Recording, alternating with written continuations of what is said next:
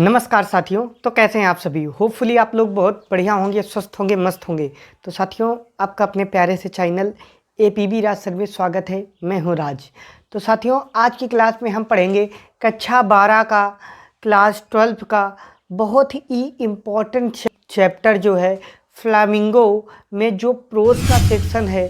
Pros और poetry को मिलाकर बच्चों बना दिया गया है फ्लेमिंगो। अब फ्लेमिंगो बच्चों, फ्लेमिंगो में जो है, तो फ्लेमिंगो में सबसे पहले आपका जो फ्लेमिंगो में हम पढ़ेंगे प्रोज, और प्रोज में क्या पढ़ेंगे, सबसे पहला चैप्टर जिसका नाम है द लास्ट लेसन।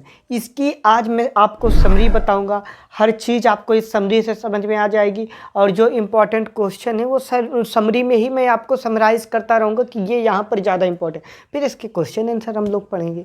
ठीक है मेरे दोस्तों, तो शुरू करते हैं आज की कहानी को। तो द लास्ट लेसन। अब सर जी, पहला लेसन है और इसका नाम द लास्ट लेसन है, ऐसा क्या है? तो इसके पीछे की बहुत बढ़िया कहानी है। आप सुनिएगा, पूरी कहानी को आप समझिएगा, फील करिएगा कि दोस्तों क्या होता है। ये कहानी 1870 मतलब 1870 से 1871, 1870 से 1871 की ड्यूरेशन की पीरियड टाइम की ये कहानी है दोस्तों। तो इस कहानी में क्या होता है कि एक देश दूसरे देश पर जब आक्रमण करता है, तो जब उसके ज़िले को जीत लेता है, तो फिर वहाँ पर क्या क्या चेंजमेंट करता है। ठीक है, सपोज दैट आप एग्जाम्पल के माध्यम से समझिएगा। जैसे कि भारत है और इधर है चाइना।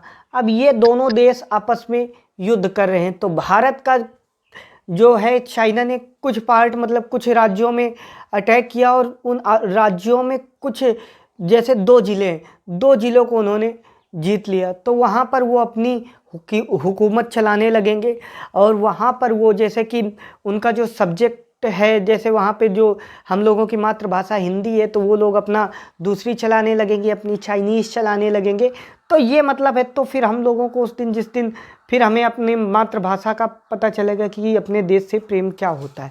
ठीक है, तो ये कहानी हम लोग शुरू करते हैं मेरे दोस्तों। ठीक है, तो शुरू करते हैं अब कहानी को कि क्या होता है बच्चों। ऐसी ही ये कहानी है जिसमें पर्सिया नाम का देश, जो कि जर्मनी का होता है, और वो जर्मनी अटैक करता है। जर्मनी बच्चों अटैक करता है। आपका जर्मनी अटैक जब करता है तो वो फ्रांस पर करता है, और फ्रांस के 2 डिस्ट्रिक्ट जीत लेता है, जिनका एक का नाम होता है अल्सास और दूसरे का नाम होता है लॉरेन। ठीक है बच्चों, तो 2 डिस्ट्रिक्ट जीत लेता है। तो उसी की कहानी है, अब हम आपको बताते हैं कि शुरू से समझिए बच्चों। क्या होता है कि सुबह सुबह का मॉर्निंग का टाइम होता है। तो फ्रेंज नाम का एक लड़का होता है, जो कि बहुत नटखटी और बहुत ही शरारती होता है, फ्रेंज। और वो फ्रेंज बेचारा सुबह जल्दी से उठता है और अपने स्कूल के लिए तैयार होने लगता है। और जैसे ही स्कूल को तैयार होता है, तो थोड़ा सा वो लेट हो जाता है स्कूल के लिए। और जैसे ही वो घर के बाहर निकलता है, तो दिन जो मौसम होता है बहुत वार्म होता है, मतलब धूप निकली हुई होती है। और क्या होता है कि थोड़ा सा आगे बढ़ता है तो देखता है कि जंगल की ओर जो होता है, पक्षी चहचहा रहे होते हैं, चैटरिंग कर रहे होते हैं। और वहीं पर थोड़ा सा आगे जैसे ही चलता है, तो वो देखता है कि जो आरा मशीन, सा मील मतलब आरा मशीन के पीछे वो फील्ड होती है, वहीं पर सैनिक परेड कर रहे होते हैं, मतलब ड्रिलिंग कर रहे होते हैं, अपना व्यायाम कर रहे होते हैं। तो वो सारा दृश्य वो देखता है, और वो दृश्य उन्हें बहुत अच्छा लगता है, और सोचता है कि यार स्कूल ना जाए। और स्कूल ना जाने के पीछे भी वो उसका एक रीज़न होता है, क्योंकि उनके जो अध्यापक होते हैं, जो मेन किरदार निभाते हैं, उनका नाम होता है एम हेमल। तो एम हेमल ने क्या बोला था कि कल की क्लास में बच्चों आप सबसे पार्टिसिपल के नियम पूछे जाएंगे। तो पार्टिसिपल के नियम में उस बच्चे को, फ्रांज को, बेचारे को तो पार्टिसिपल में पी भी नहीं पता था, तो वो बहुत परेशान था। तो इस वजह से उसका और भी मन नहीं बन रहा था। मगर उसने सोचा कि यार लेट भी हो गया, तो क्या हुआ, हम चलते हैं। तो वो दौड़ते दौड़ते स्कूल को जाने लगता है। और जैसे ही वो जाता है, तो रास्ते में एक मिलता है सभागार। सभागार से थोड़ा सा बगल में ही मिलता है बुलेटिन बोर्ड। बुलेटिन बोर्ड मतलब ऐसा बोर्ड जहाँ पर सभी प्रकार की सूचनाएं मिलती हैं। जैसे स्कूलवा में नहीं होता है भैया कि एक नोटिस बोर्ड होता है जिसमें सारी सूचनाएं मिलती हैं कि किस बच्चे का एडमिशन हुआ और सारी चीज़ें, जब आपका रोल नंबर आता है, ठीक, वो सारी चीज़ें उस बुलेटिन बोर्ड में मेरे भाई मिलती हैं। ठीक है, तो वो सूचनाओं का बोर्ड होता है, ऐसा बोर्ड जहाँ पर सारी सूचनाएं मिलती थी। और वो बोर्ड कैसा, मतलब वहाँ पर लास्ट 2 ईयर के, मतलब 2 साल से, पिछले 2 साल से जो युद्ध होते थे उनकी सारी गतिविधियाँ उस पर मिलती थी। ड्राफ्ट्स न्यूज़ मिलती थी, मतलब सेना में भर्ती होने के तरीके। ठीक है, और इसके बाद में और क्या होता था बच्चों, वहाँ पर ही बच्चों कमांडिंग अफसर के ऑर्डर आते थे। ठीक है, तो वो सारी चीज़ें उस बुलेटिन बोर्ड में बच्चों मिलती थी। ठीक है, तो वो चला जा रहा था और बुलेटिन बोर्ड में बहुत भीड़ लगी हुई थी। तो वो देखता है, मगर वो जल्दी में होता है तो वो निकलने लगता है। तभी वहीं पर एक मिलता है black smith. Black smith sir ji क्या होता है? ब्लैक स्मिथ मतलब होता है बच्चों लोहार, जिसका नाम होता है वाक्टर। वाक्टर बोलता है, ओए बच्चे इतनी जल्दी क्यों जा रहे हो, अभी तो बहुत समय है। तो फ्रांज सोचता है कि यार मतलब ये मेरा मजाक उड़ाए हैं दादा, ये जो दादा हैं ये हमारा मजाक उड़ा रहे हैं भाई। तो वो मजाक को सुनता नहीं और वो निकल जाता है दौड़ के तेज़ी तेज़ी आगे। फिर आगे जैसे वो मेरे भाई निकलता है तो दौड़ते दौड़ते जैसे ही एब हेमल का एक गार्डन होता है स्कूल के पहले, वो गार्डन, तो वहाँ पर वो गार्डन के पास में पहुँचता है तो सोचता है कि यार आज बड़ा शांत माहौल है, बहुत साइलेंट है सब चीज़ें, आज तो एक भी नॉइस नहीं हो रही, क्या सिस्टम है। तो वो सोचता है कि हमेशा तो जो है मिस्टर एम हेमल का जो है छड़ी खटखटाने की आवाज़ आया करती थी, बच्चों की पढ़ाई करने की आवाज़ आया करती, जैसे बच्चा नहीं पढ़ते थे, 2 एकम 2, 2 दूना 4 ऐसे करके बच्चे पढ़ते थे, तो उनका आवाज़ वहाँ तक जाता। तो वो सोचता है कि यार आज तो कुछ भी ऐसा कुछ नहीं है। वो सारे दृश्य को सोच रहा है और फिर वहीं से जा कर के धीरे से खिड़की के पास से क्या करता है, देखता है। तो देखता है कि मिस्टर एम हेमल एक अपनी रूलर मतलब छड़ी ऐसे करके दबाए हुए और ऐसे करके पूरे उसमें टहल रहे होते हैं क्लास में। ठीक है बच्चों, तो ये जैसे ही टहल रहे होते हैं तो ये देखने के बाद में फ्रेंच कहता है यार आज तो अंदर कैसे जाएंगे, रोज़ तो शोरगुल में धीरे से पीछे से घुस जाते थे, आज कैसे घुसेंगे। तो वो बेचारा धीरे से फिर भी क्या करता है, घुस जाता है अंदर। और जैसे ही वो बच्चों घुस जाता है तो फ्रांच जैसे ही अंदर जाता है तो मिस्टर एम हेमल देखते हैं उसे और कहते हैं फ्रांच आ गए तुम, आज तो मैं तुम्हारे बिना ही शुरू करने वाला था, चलिए बैठो जाके वहाँ पे। और वो जा कर के देखता है, वो एकदम शॉक हो जाता है कि यार आज कुछ सर ने कुछ बोला भी नहीं, आज सर इतना। और देखता है, जब ध्यान से देखता है तो सर अपने ग्रीन कोट में होते हैं, ब्लैक अपनी टोपी पहने हुए होते हैं। ठीक है, जो विशेष जब कोई पुरस्कार वितरण करते थे, ठीक है, या कोई निरीक्षण करते थे या कोई स्पेशल दिन होता था, तब वो कपड़े बच्चों वो पहना करते थे। ठीक है, वो आज कपड़े पहन के आए हुए थे। वो जाकर जैसे ही सीट में जाकर बैठने ही वाला था तो उसने देखा जो पीछे की सीटें हुआ करती थी, जो बैक बेंचर की सीट बोली जाती, वहाँ पर देखा कि गांव के तो बहुत सारे लोग बैठे हुए होते, जिसमें पोस्ट मास्टर, ठीक है, हाउसर और बहुत सारे लोग, बहुत सारे विलेजर लोग वहाँ पर बच्चों बैठे हुए होते हैं। तो वो एकदम से सोच में पड़ता है, यार पता नहीं आज ऐसा क्या है। तभी मिस्टर एम हेमल बोलते हैं कि बच्चों ये आज आपकी जो क्लास है, ये क्लास का नाम है द लास्ट लेसन। ये आपकी अंतिम क्लास है, क्योंकि आपको पता है कि बर्लिन से आदेश आया है कि अब सारी जो जर्मनी की राजधानी बर्लिन से मतलब आदेश आया है कि जो सारे ये अल्सास और लॉरेंस है, यहाँ पर बच्चों अब आपको ओनली सिर्फ जर्मन ही भाषा पढ़ाई जाएगी, फ्रांस भाषा की नहीं बात होगी, अब फ्रांस में नहीं पढ़ाई होगी।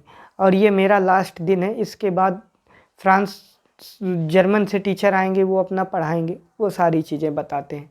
और तभी वो फ्रेंच सोचता है कि वो नोटिस बोर्ड में इतना, बुलेटिन बोर्ड में इतना भीड़ क्यों लगी हुई थी।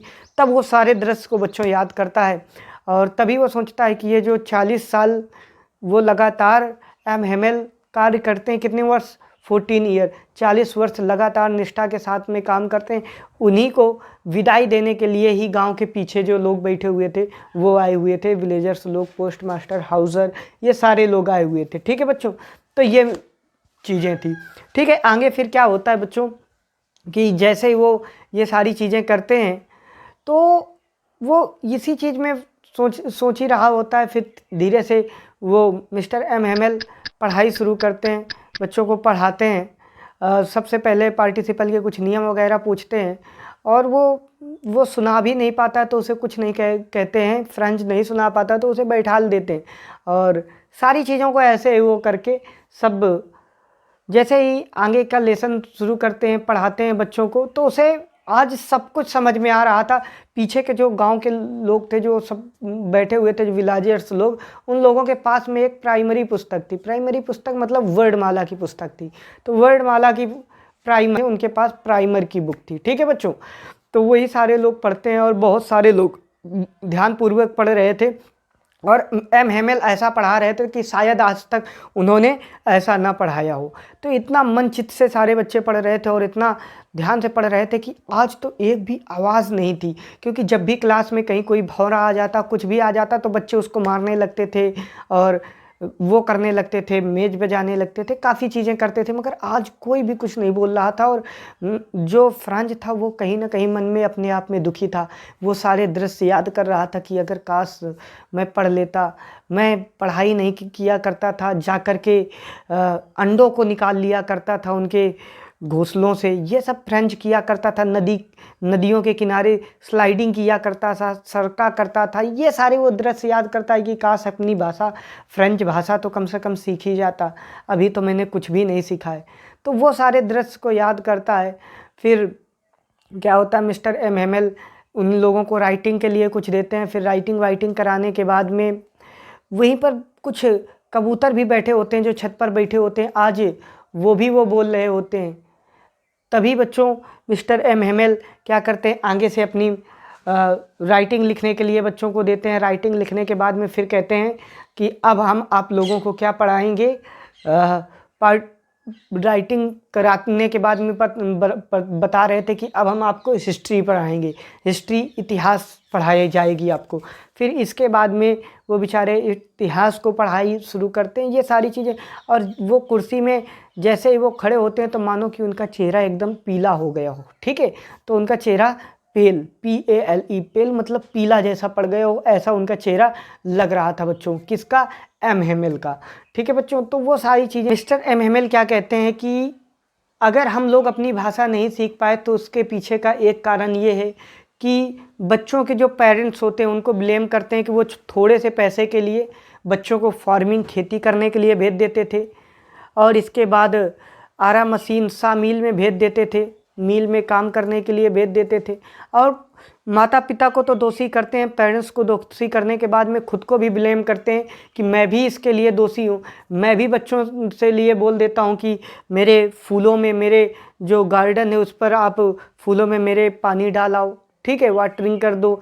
इसके बाद ये भी बोलते हैं कि मैं भी कभी कभी मछलियों को पकड़ने के लिए वहाँ पर चला जाता हूँ, मछलियाँ पकड़ने के लिए आप लोगों की छुट्टी कर देता हूँ, तो इसके लिए मैं भी दोषी हूँ। तो कहीं ना कहीं ये सारी चीज़ें याद करते हैं और ये भी कहते हैं कि जो इंसान अपनी भाषा को जानता है उसे कोई जो अपनी भाषा को जानता है उसे कोई कभी उस पर शासन नहीं कर सकता, उसे कोई दास अपना नहीं बना सकता। क्योंकि अब चाइना वालों को जैसे है तो उन्हें भाई चाइनीज आती, हिंदी नहीं, तो हम लोग जो बात करके जो रणनीति बनाएंगे तो उनको पता ही नहीं चलेगा। ये कहानी है, समझ में आया मेरे दोस्त? तो अगर फिर इसके बाद में थोड़ी देर बाद ट्रम्पिंग बजती है, तुरही बजती है। तुरही बजती मतलब शहनाई जैसा, और चर्च की जो घड़ी होती है उसमें 12 बजते हैं और घंटा बजता है। तो मिस्टर एम हेमेल खड़े होते हैं अपने बोर्ड पर और लिखते हैं विवला फ्रांस, फ्रांस जिंदाबाद रहे या फ्रांस अमर रहे। ठीक है बच्चों, विवला फ्रांस लिखते हैं और इतना करने के बाद अपना सिर बोर्ड में टिका देते हैं और कहते हैं class is dismiss, class is over. और ऐसे करके गो एवरीवन बोल करके वहीं पर चले जाते हैं और कहानी बच्चों यहीं से ख़त्म हो जाती है। तो आप प्लीज़ बताइएगा, कमेंट बॉक्स में कमेंट करिएगा कि जल्दी से जल्दी आपको कितना समझ में आया मेरे भाई। फिर इसके बाद हम लोग इसके क्वेश्चन आंसर करेंगे जो मोस्ट इम्पॉर्टेंट भाई क्वेश्चन बने, जैसे सूचना पट बोर्ड क्या था, ठीक है, वो इम्पॉर्टेंट क्वेश्चन भाई इसके पिछले वर्ष में आया है। ठीक है, तो आपको तो सर जी ने बताया कि सुप्रीम पर्ट बोर्ड हुआ था जिस पर पिछले 2 वर्ष से जो है सेना में भर्ती होने के समाचार, युद्ध के समाचार, ठीक है, और कमांडिंग आदेश जो आते थे कमांडर साहब के द्वारा, तो वो सब चीज़ें मिलती थी, ऐसे प्रश्न आते थे। ठीक है, तो बच्चों और भी तो वीडियो को please like, subscribe and share. जय हिंद एवरीवन।